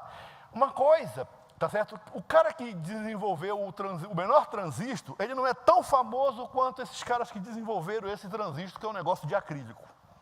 Tá certo? Isso aqui, pessoal, olha, esse aramezinho aqui, isso é um clips. Tá certo? É um clipe daquele de prender papel, que os caras na hora lá entortaram no laboratório para fazer. Tá? Então observem como essas coisas evoluem. Como a tecnologia evolui. A primeira cópia Xerox era horrível. Hoje você tira Xerox colorida, extremamente nítida. Mas a ideia é daquele cara. Tá certo? Né? Então essas coisas são extremamente importantes. Tá? Imaginem, vamos longe, vamos pensar longe. Tá certo? Imagine para você fazer um transplante de coração. O que é o coração? O coração é uma bomba. Então você vai abrir o peito de um cara lá, vai pegar uma outra bomba de um outro sujeito, vai colocar nesse cara, e ele não vai morrer. Né? Pô, isso é muito difícil. Né? Agora, o seguinte, tem gente que faz. Tem gente que vai lá, faz o transplante é sucesso. Hoje, operação de transplante de coração é uma coisa que é praticamente rotina. Dá muito trabalho, mas ela é rotina. Tem cirurgias que são muito, muito mais complicadas hoje. Tá certo? Mas imagine o cara fazer isso. Ó, essa bomba tem esse monte de tubo aqui, que o cara precisa abrir o peito do cara, colocar esse coração lá dentro. Como é que é feita essa cirurgia do coração? Você chega lá, o cara chegou, deita lá na sala de cirurgia, entra uma equipe, anestesia o cara e abre o cara primeiro. Tá? Abre e mete uns ferros assim para puxar, para ficar abertão aqui. Tá? Aí vem o cirurgião que vai fazer o transplante. Primeira coisa, ele faz uma intervenção no coração e liga, né, o fluxo sanguíneo a um coração mecânico, que tem aqui do lado. E aí ele começa a tentar fazer com que esse coração pare de bater. E esse cara está oxigenando o sangue. Quando esse cara para de bater, ele vai lá, corta tudo e coloca o outro coração. E ele tem que ligar aquele monte de tubinho ali, tá certo? E nem um tubinho daquele pode vazar. Uma cirurgia dessa dura 4 horas, só desse cara. O cara costurando, vendo, né? Aí você diz, porra, mas como é que o cara pegar um coração do outro cara e colocar nesse cara e não ter rejeição? Ah, tem um monte de remédio que foi desenvolvido para isso. Tá certo? Né? E ainda tem um outro problema. Tá certo? Então, depois da cirurgia, tá tudo costuradinho lá, não sei o quê. O cara precisa pegar o coração do sujeito e dar um choquinho ainda, ó, para o coração voltar a bater. Tá certo? Dá um choquinho lá para o coração voltar a bater, aí o coração volta a funcionar. Aí o cara olha, tá tudo legal, podemos fechar. Tá certo? Só tem o seguinte, o cérebro do cara capturou uma informação, em algum tempo, que é crucial. Que informação era essa?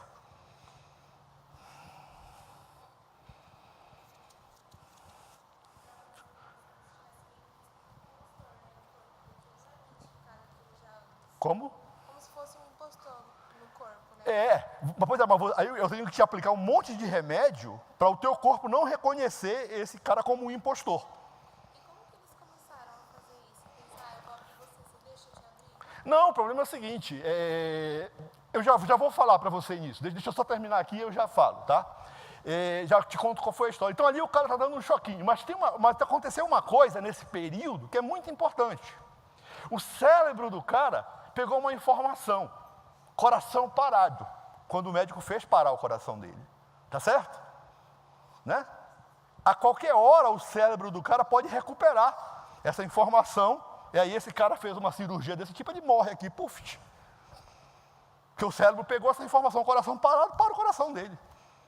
Então eu tenho que colocar uma coisa também junto nessa cirurgia, que mesmo que o cérebro não mande a informação, esse circuitinho vai mandar, que é o marca-passo. Né? Então, mesmo que o cérebro não mande, ele manda. O que é o marca-passo? É um circuito elétrico que dá um pulso elétrico no coração, tem uma bateria, e essa bateria tem que durar o quê? 20 anos. Agora quase que 30 anos. Então, é muita tecnologia. Para você fazer isso, tá certo? Né? Você precisa... Isso aqui é uma cirurgia, tá certo, de coração lá. Então, tem o pessoal lá que está trabalhando aqui com o paciente, né? E tem um pessoal que está trabalhando no coração que vai ser transplantado. Né? Os caras têm que preparar tudo para casar mais ou menos ali, tá? Né?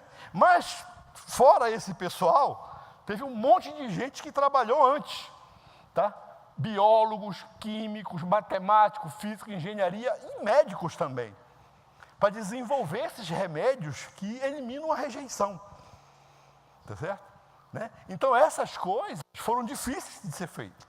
Mas hoje elas são rotinas. Então, você faz um transplante de coração, 3, 4 dias depois, a pessoa já está quase andando. Né? Como é que isso começou? Isso começou na África do Sul, em 1967. Né? Tinha um cara lá, era Christian Barnard, ele queria fazer essa cirurgia, e ele conseguiu montar um mega hospital lá, porque não tinha uma legislação que proibisse transplante de órgão. Nos Estados Unidos tinha essa legislação, não sei porquê, porque era uma coisa que ninguém sabia fazer. Mas tinha isso, não podia fazer. E aí ele foi para lá e fez. Quem é o paciente que você pega? O cara está todo ferrado, o cara topa fazer um negócio desse. Né? Então, o primeiro transplante que eles fizeram, o paciente lá, ele ficou vivo durante 18 dias. E aí depois ele morreu de pneumonia, coisa assim, mas provavelmente era por causa da rejeição do órgão. Ainda não tinha se descoberto remédios para eliminar totalmente essa rejeição. Mas observem que numa coisa desse tipo tem um monte de gente envolvida. Tá certo? Agora é aquele negócio, porra. Um de vocês pode se transformar num cirurgião que vai fazer isso futuramente? Pode. Esses caras que estão fazendo isso aqui, tá certo? Era aquele negócio, quando os caras nasceram, se não cuidasse deles, eles morriam, igual como vocês. Tá certo? Então é esse tipo de coisa que você vê. Você pode também. Isso não é coisa para pessoas que se dedicam. Tá certo? Né? Vamos um pouquinho mais para frente. Eu vou falar agora, só para a gente terminar, do que é laser. Tá certo? Isso é uma coisa que é muito usada. Né? Então, laser é uma sigla, né, de Light Amplification, Stimulation, Emission, Radiation. Então, o laser, basicamente, ele está ligado com você amplificar a luz. Tá? É amplificar a luz. Você amplifica a onda sonora, mas será que você amplifica a luz? Isso é que é o tchan do laser. Tá? Então, é o seguinte... Então, vamos lá, fontes de luz. Você tem a lâmpada de filamento, aquela antiga lâmpada que você não usa mais, tá certo? Você tem essa lâmpada que ela gera a luz por um processo puramente térmico. Você tem a lâmpada fluorescente, que é uma lâmpada que está saindo de uso, tá certo? Essa lâmpada, ela gera a luz devido a uma transição atômica. Tem um gás lá, mercúrio, você excita esse gás com corrente elétrica, quando ele volta, ele emite luz. Então, o efeito térmico é mínimo, por isso que essa lâmpada é mais eficiente do que a lâmpada incandescente. E hoje tem as lâmpadas de LED, né? E também agora tem as fontes de luz laser, tá certo? Né? Então é o seguinte, se eu pegar uma lanterna e acender ela, uma lanterna dessas que eu usei, uma lâmpada incandescente, sai luz de todas as cores, tá? Sai luz de todas as cores, vocês já viram isso, sai uma luz branca, tem todas as cores. Se eu colocar um filtro na frente dessa lanterna, esse filtro que só deixa passar a luz vermelha, você vai ver só um vermelho. Acontece o seguinte, como essa luz é uma luz térmica, tá certo? Esses quantum de luz, essas menores quantidades de luz, elas vão estar oscilando fora de fase. Tá? Elas vão estar assim, esses fótons, oscilando assim. Isso se chama de coerência. Então não existe coerência entre a oscilação de um e a oscilação de outro. Tá certo? Porque eles são gerados por um processo totalmente térmico. Tá? A fonte de luz laser, tá certo? Ela é uma fonte coerente. Todos os fótons, tá certo? Eles são iguais. Eles oscilam assim, ó. Tá certo? Oscilam assim. Eles estão em fase, eles são coerentes. Isso é uma vantagem. E ele tem mais vantagens ainda, tá certo? Então, a luz laser é uma luz direcional, tá certo? É uma luz direcional, tá? Vocês já viram quando você foca um laser, é diferente de uma lâmpada de lanterna, então é muito fácil você focar. Ela pode ser monocromática, ela pode ter uma única cor, tá certo? E ela é coerente. Coerente é isso aqui, tá certo? Todo mundo oscila em fase, tá certo? Tá? Quem propôs isso aí foi o Einstein, em 1917, tá? Que era emissão estimulada. Isso é que é o princípio do laser. Tá? Então o cara propôs em 1917. O que é isso? Tá? Então é o seguinte, em 1917 o Einstein propõe isso aqui, pode ter essa emissão estimulada, já vou explicar. Em 1950 o pessoal faz o primeiro laser de micro-onda, e o nome dele é Maser, não é laser, porque está na região de micro-onda. Em 1950, esses dois caras, o Shallow e o Townsend, fazem a teoria que descreve o funcionamento de um laser utilizando luz. E em 1960, é descoberto, esse cara faz o laser funcionar, o laser de Rubi. Quando esse cara fez esse negócio funcionar, era um monte de gente trabalhando no mundo nisso. Então isso rapidamente saiu das universidades para as empresas. Por quê? Porque todo mundo viu uma possibilidade muito grande de ganhar dinheiro. Tá certo? Né? Tá?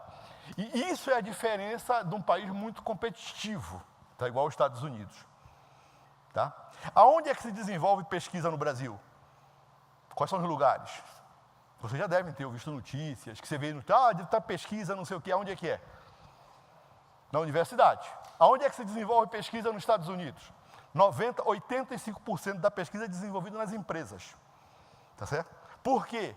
Porque ela tem que ser desenvolvida com segredo industrial. Na universidade você não pode ter segredo, você tem que falar para os seus estudantes. E ela tem que ser muito rápida, senão você perde a corrida. Então 85% da pesquisa nos Estados Unidos é feita nas empresas. É tudo segredo, é tudo confidencial. Tá? Então é o seguinte, deixa eu explicar para vocês um pouco mais disso aqui. Tá? Então é o seguinte, se tem um processo que a gente chama de absorção. Se eu tenho um sistema atômico que está no estado excitado, se eu jogo uma luz que tem essa energia, ela joga esse sistema para o estado excitado. Então ele está no estado fundamental, ele passa para o estado excitado, e esse fóton, essa quantidade de luz é absorvida, e essa luz é que provoca essa transição. Isso aí o pessoal conhecia antes de 1917. Tá? Tinha um outro processo que é o seguinte, se você tem um cara no estado excitado, ele está no estado de alta energia, ele não quer ficar nesse estado de alta energia, ele quer vir para o estado de baixa energia. Quando ele vem desse estado de alta energia para o estado de baixa energia, ele emite um fóton, ele emite luz. Isso é que acontece na lâmpada fluorescente, isso também o pessoal conhecia. O que é que o Einstein estava propondo? O Einstein estava propondo a seguinte coisa, se você tem um sistema no estado excitado, e você joga um fóton, um quanto de energia que tem exatamente essa frequência, ele vai fazer com que esse átomo que está no estado excitado venha para o estado fundamental, e agora aqui você vai ter esse fóton aqui, e você vai ter esse outro que foi emitido pelo sistema. E esses dois fótons são iguais. Então observe, você entrou com um fóton e saiu com dois. Entrou com um quanto de luz e saiu com dois. Você está fazendo o que com a luz? Amplificando a luz. Concordam? Então vamos pensar o seguinte, você tem um monte de átomos aqui, eles estão todos no estado excitado, e aí passa um que derruba todo mundo, e aí sai um monte de fóton aqui, um monte de luz. Para você transformar esse processo em mais eficiente, o que é que vocês fariam? Né? Você pode fazer a seguinte coisa, colocar esse sistema atômico, tá, entre dois espelhos. um espelho que é totalmente refletor e um espelho que é parcialmente refletor. 5% da luz ele deixa sair e o resto ele volta, que é o que vai derrubar todo mundo de novo. Tá? Então a luz fica oscilando ali dentro, fica pegando esses caras que estão no estado excitado, jogando para baixo e saindo luz aqui. E a vantagem é que toda essa luz aqui, tá certo? Ela tem o mesmo, é uma luz igual. Todos os fótons têm as mesmas características. E aí você consegue fazer coisas, tá certo? Que são muito diferentes do que você poderia fazer, tá? Então, para você construir um laser, tá certo? Você precisa, primeiro, de um meio ativo, tá certo? Isso aqui, esses átomos que vão ficar no estado excitado. Esse meio ativo ele pode ser uma mistura de gás, pode ser um sólido ou pode ser um líquido, tá? Isso é uma coisa que você precisa. A outra coisa que você precisa, tá certo? É um mecanismo de bombeio, é o que vai colocar esse cara no estado excitado. Pode ser corrente elétrica, pode ser luz e pode ser uma reação química, tá? Existe um tipo de reação química, que é o segredo militar, que ela forma, você mistura dois gases e ele forma uma molécula no estado excitado. Quando ela vem para o estado fundamental, ela emite luz. E é muito, muito forte essa luz. E com isso que você consegue construir lasers que derrubam um avião. Tá certo? Com um tiro de laser só, tá? Então esse é um laser com mecanismo de bombeio, é uma reação química. E a outra coisa que você precisa para construir o laser é uma cavidade. Tá certo? Tá? Que são esses espelhos e a luz vai ficar oscilando ali dentro. Tá? O primeiro laser feito é o laser de rubi. Rubi é safira, esse é um cristal, é um material isolante, dopado com cromo. Tá? Então aqui está o estado excitado, você joga luz, os elétrons saem desse estado, vêm para esse e caem para cá. E aqui você pode ter a emissão laser. Esse laser, ele é mais ou menos assim, ó. Aqui estão os espelhos que formam a cavidade, aqui está a barra de rubi, isso vermelho, e aqui está uma lâmpada de flash, que quando você acender, isso aqui vai laser. Tá certo? E aí isso revolucionou completamente, tá certo, o mercado, tá? Porque existem inúmeras aplicações, tá? Desde leitor de código de barra que usa no supermercado, a moça passa lá para ler o produto, o peso, até você refazer o olho de um cara, tá certo? Né? Refazer o cristalino do cara, tá? Então é o seguinte, como é que é o olho? O olho humano, tá? Ele tem os sensores aqui, que é o nervo óptico, aqui tem uma lente, e essa aqui vai formar a imagem aqui dentro, tá certo? Né?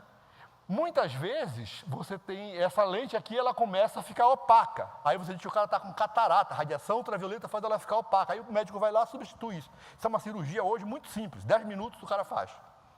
Tá? Outras vezes, aparecem outros problemas também. Tá? Um problema de fraca convergência. É o seguinte, né? A luz entra no olho do cara e ela se foca aqui atrás. Ela não foca aqui. Isso é um problema. Aí o que você faz para corrigir esse problema? Você coloca uma outra lente aqui, tá certo? E aí você vai focar aqui, tá certo? Né? Isso aqui é o que se chama de hipermetropia. O outro problema, tá certo, que algumas pessoas têm, é uma convergência excessiva. A luz foca antes do nervo óptico. Tá? Aí o que é que o oculista vai lá, faz com você? Ele coloca uma outra lente, mas uma lente que não foca, uma lente que abra o feixe, uma lente divergente. E aí volta a focar lá atrás. Tá? E aí isso aqui é o que você usa como óculos. Tá certo? Né? Agora, será que eu digo, não, eu não quero usar óculos. Será que eu vou no médico e ele consegue mudar o formato dessa lente para mim não usar óculos? Será que dá para fazer isso? Será que tem uma cirurgia que faça isso rápida e que não tenha tanto erro? Né? Tem, tá certo? E é essa cirurgia que eu vou mostrar para vocês agora, aqui, tá? Isso aqui chama de miopia, tá? Então é o seguinte, opa, peraí, caramba, sumiu o negócio daqui? Não. E aqui tem um...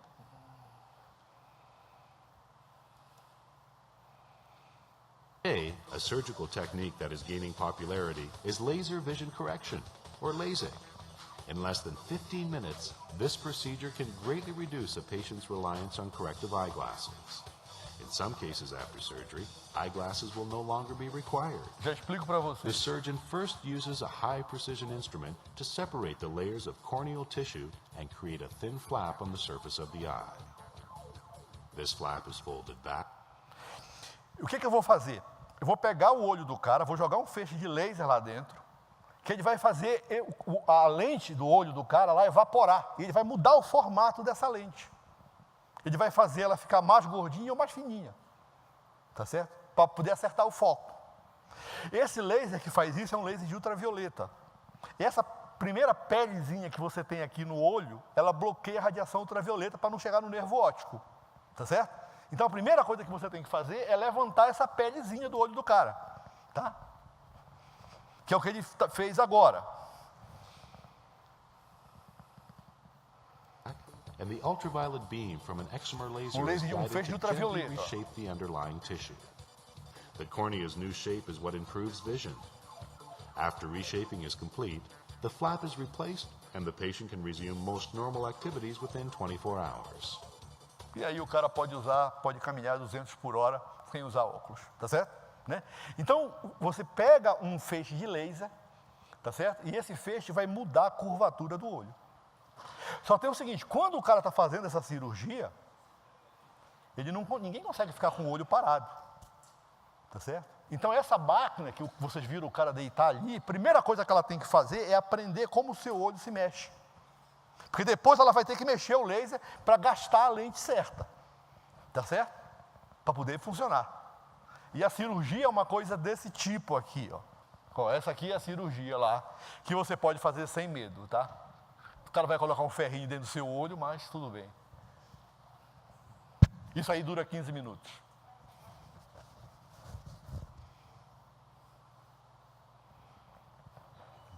E agora ele vai levantar aquela pelezinha lá, tá certo?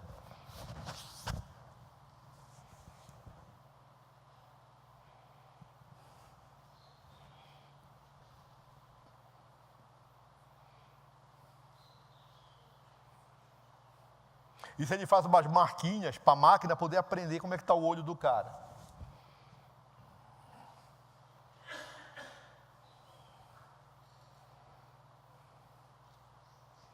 Isso aí é um anestésico, tá, que ele dá lá.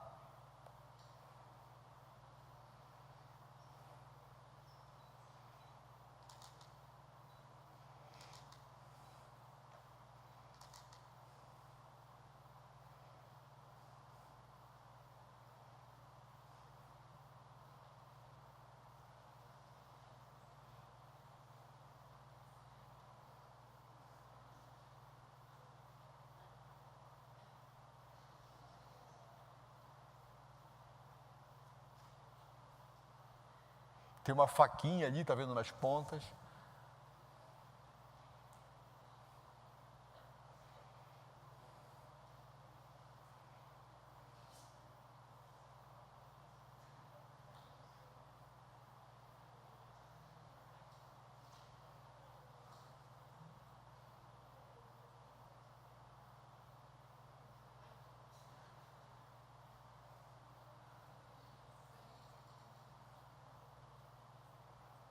O laser, tá vendo aquele pontinho? É o laser que está vindo lá, mas ele está com baixa potência. Ele está só estudando como é que o olho do cara se movimenta. E aí o cara vai levantar a pelinha agora.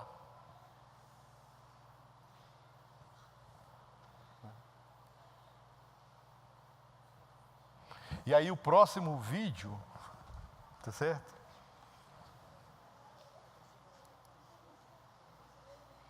O sistema projeta uma mira, né, e começa a jogar pulsos de laser de alta intensidade, que aí muda o formato do olho. Mas isso você nem vê e nem sente nada. E os pedacinhos vão ficando lá dentro, depois o teu sistema lá absorve aquilo. Né? Então agora, tá certo, já começou a cirurgia, tá certo? Né? Mas o cara muda, tá certo, a visão. E o cara corrige a visão.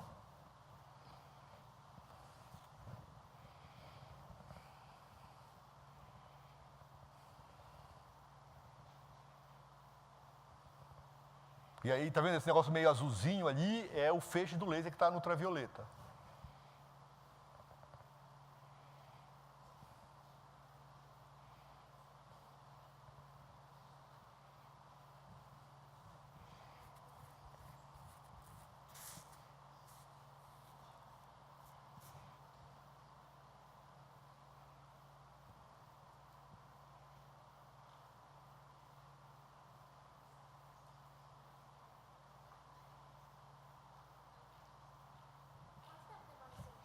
Quinze minutos.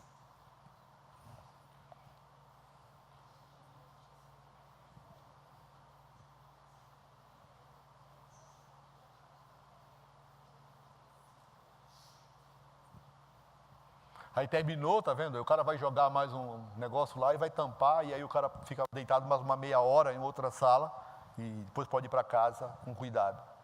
Depois de 2, 3 dias pode fazer qualquer coisa. Dá uma reviradinha lá para tirar a água que está ali por baixo. Tá?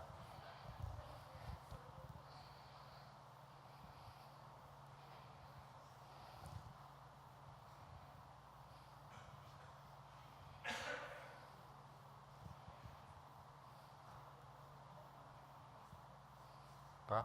Já joga o papelzinho em cima do olho do cara, tá certo? Lá tá. Então, pessoal, essas coisas você faz com naturalidade. Existe um pessoal que estuda esse negócio de reflexo, esse tipo de coisa. Pessoas normais, elas têm um reflexo muito próximo uma da outra. Tá certo? Aí o que diferencia uma pessoa da outra é a visão. Então, um bom piloto é que ele enxerga bem, ele consegue tomar uma decisão com muito tempo de antecedência. Tá certo? Então, todos os pilotos da Força Aérea Americana, eles são obrigados a fazer essa cirurgia para eles ficarem com visão 100%. Tá certo? Tá? Aí tem visão perfeita, ele é um cara muito rápido. Tá? Muitas dessas coisas, nem todas, mas até o final do... Até outubro vão estar, tá certo? Nesse canal, tá? Que é o canal Oficiência, que é uma coisa que eu acho que vocês devem entrar. Entrem lá, procurem, tá certo? Tem muitas coisas que vão estar lá. E o pessoal que mais trabalha aqui é o Brás, o Anderson e o Marcel. Tá? Esses caras que filmam, fazem edição, esse tipo de coisa, tá? O que eu quero falar para vocês é o seguinte, essas coisas que eu mostrei para vocês são coisas que você pode, tá certo? Isso é que você tem que meter na cabeça. Você diz, não, porra, eu não sei o que é que vocês vão... Não quero seduzir vocês a fazerem física, química, vocês façam o que vocês quiserem. Eu quero que vocês paguem imposto, tá certo? Né? Mas você pode, é uma questão de você se dedicar. É isso que você tem que ter em mente. Se não, eu vou entrar de cabeça nesse negócio, eu vou ser um cirurgião, eu vou fazer um transplante de coração, acabou-se. Ah, não, eu vou aprender tal coisa, tá certo? E aí você começa a ganhar grana. E a coisa mais importante é que você ganhe dinheiro, tá certo? Tá? Então pensem muito nessas coisas, tá certo? Mas a principal mensagem que eu quero deixar para vocês é o seguinte, todas essas coisas que eu mostrei para vocês, foram pessoas normais, pessoas iguais a vocês fizeram, tá certo? Então é uma coisa que você pode, é uma questão de você chegar lá, você faz, tá certo?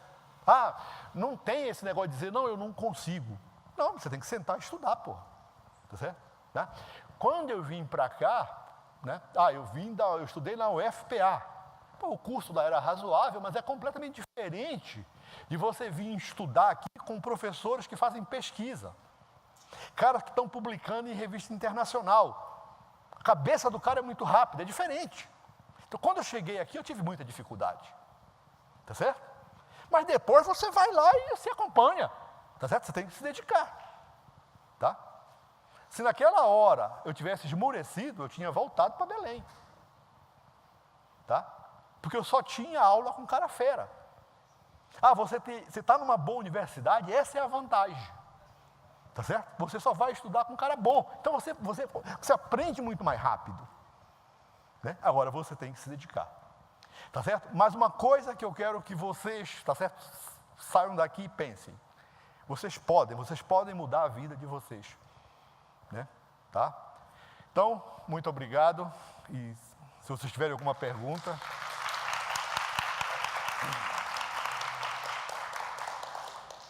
Ok, vamos às perguntas. Quem tiver perguntas, por favor, tem ali meu colega daquele lado e eu aqui desse lado para passar o microfone, tá?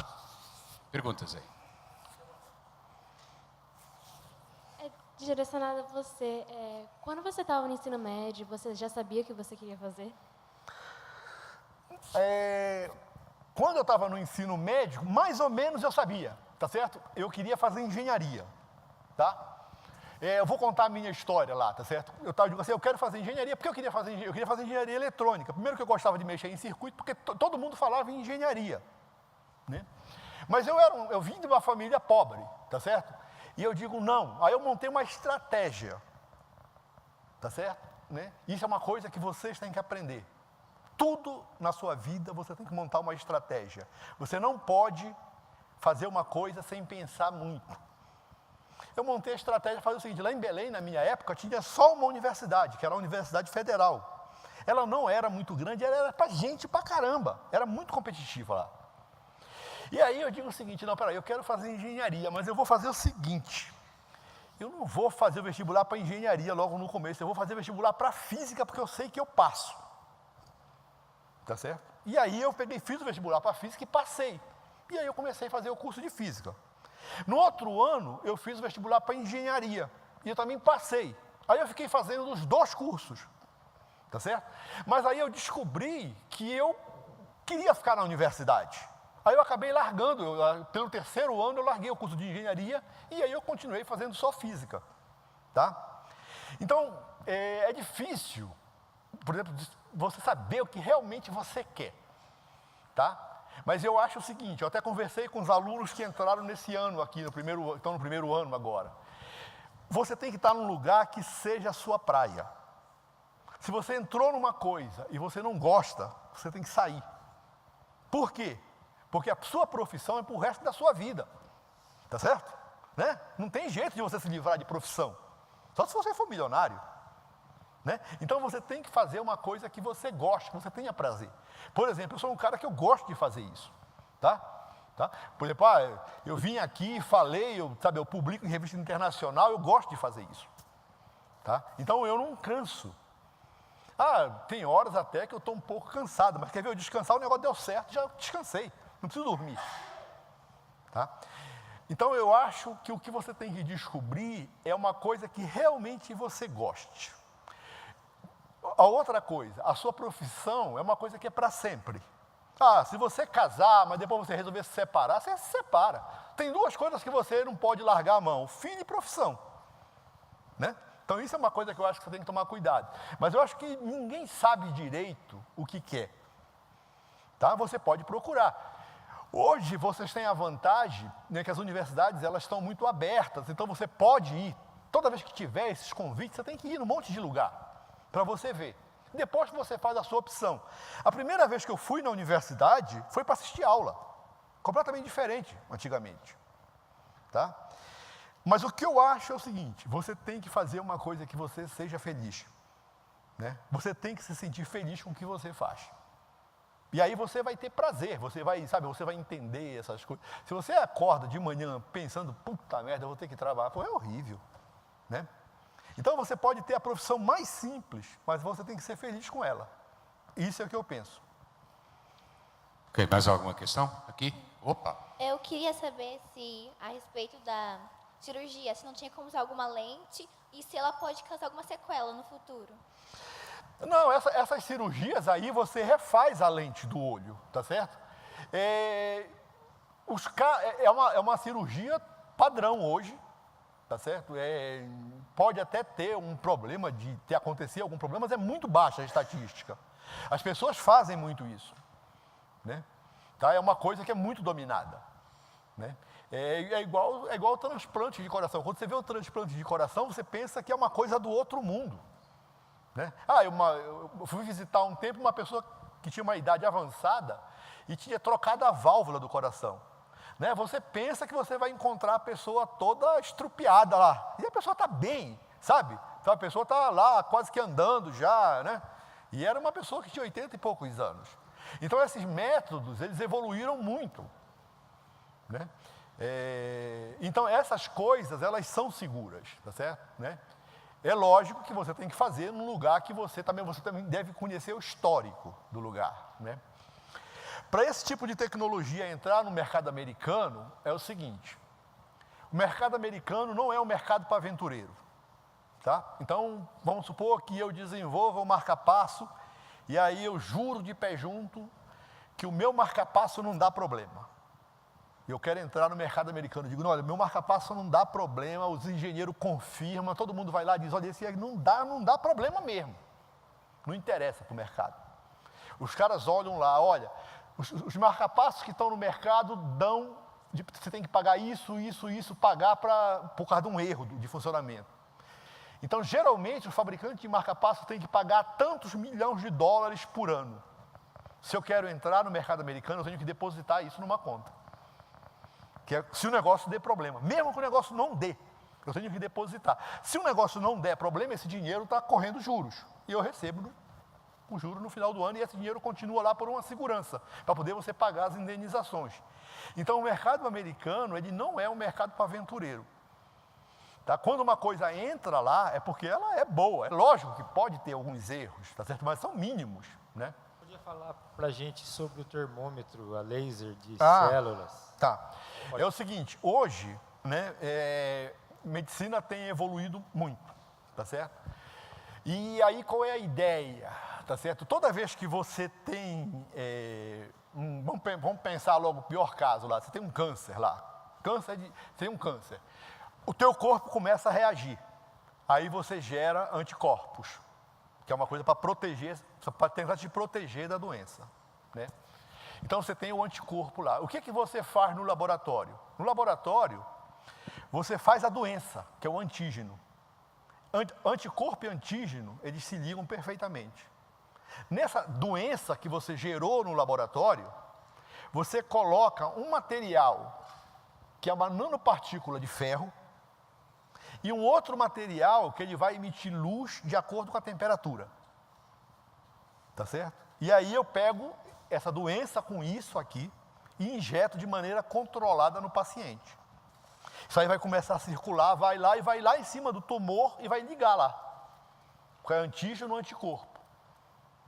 Depois eu pego esse cara e coloco ele dentro de uma bobina, que gera uma onda de radiofrequência. Aí eu induzo uma corrente nessas nanopartículas de ferro. Essa nanopartícula de ferro aquece. Tá certo? E aí ela mata o tumor. E como é que eu controlo a temperatura? Vendo a luz que está sendo emitida pelo sisteminha lá. E aí eu consigo medir a temperatura por célula. E aí qual é a pergunta que você tem que me fazer agora? Será que tem luz que sai do corpo de uma pessoa e eu consigo detectar? Né? Tem. Radiação infravermelha sai do corpo. Tá? E aí tem um íon específico que ele emite numa região que o corpo é muito transparente. Tá? Que é em torno de 1000 nanômetros. Aí eu consigo detectar essa luz. Tá? Se eu colocar uma partícula que emita luz vermelha, não sai. Azul, muito menos. Mas tem uma determinada que ela emite. E aí eu consigo matar de maneira controlada essas células, né? E aí eu consigo medir essas temperaturas, tá certo? De uma maneira muito, muito precisa. Já se faz isso, mas você não tem esses termômetros eficientes. E aí muitas vezes você cozinha o tumor demais, né? Agora sim, mais alguma questão aí, gente? Não? Podemos encerrar? Salva de palmas para o professor Luís António.